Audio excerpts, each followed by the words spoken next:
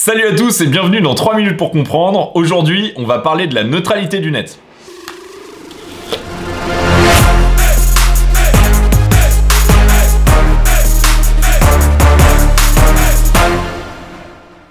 Sur Internet, chacun est libre de mettre en ligne absolument ce qu'il veut dans le respect de la condition humaine.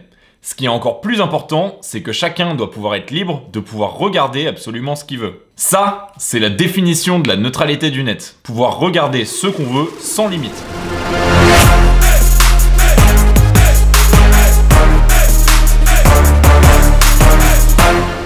Prenons un exemple d'abord concret sur le trafic routier. Pour le moment, tout le monde est logé à la même enseigne. C'est-à-dire que si on est sur une autoroute et qu'il y a des bouchons, tout le monde est ralenti. Le prix de votre voiture ou votre destination finale ne vont rien changer à votre vitesse de transit. Ça, c'est parce que la route est neutre. Enlever la neutralité de la route, ça reviendrait à ce que certaines villes payent les sociétés d'autoroutes pour que leurs usagers puissent venir plus rapidement dans la ville en question. Donc par exemple, si Bordeaux paye la société d'autoroute pour que tout le monde puisse y aller plus vite, pour qu'il y ait une voie particulière pour aller à Bordeaux, on aura des bouchons sur tout le reste de l'autoroute et une voie rapide pour aller directement à Bordeaux. Qu'est-ce qui va se passer l'année d'après ? En fait, les gens, ils vont vouloir aller à Bordeaux parce qu'ils savent qu'ils vont pouvoir rouler plus facilement là-bas.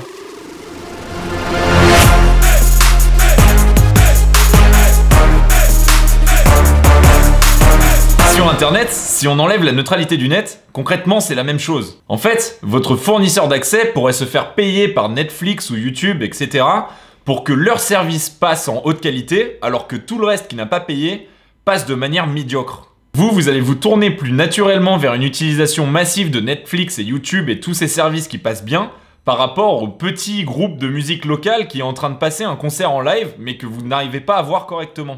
En plus de cette question de rapidité, votre fournisseur d'accès pourrait vous faire payer certaines options, du style vous voulez utiliser Skype ou WhatsApp, il faut rajouter un petit peu par mois. Concrètement, le gros problème avec ça, c'est que Internet, c'est le refuge de beaucoup d'artistes, de créatifs, d'acteurs, de petites boîtes, des gens qui n'ont pas les moyens. Et donc ces gens-là, jusque-là, ils avaient la même possibilité que n'importe quelle grosse entreprise de vous amener un contenu de qualité. Et aux États-Unis, une loi vient de passer comme quoi, en fait, les fournisseurs d'accès n'ont plus l'obligation de respecter cette neutralité du net. Et si les sites de ces petits acteurs deviennent trop longs pour que vous puissiez les consommer correctement, en fait, vous allez arrêter tout simplement. Donc il y a un vrai besoin dans le monde entier pour respecter cette neutralité du net. On a une pétition en ligne sur change.org et vous pourrez trouver le lien dans la description de cette vidéo. N'hésitez pas à aller la signer.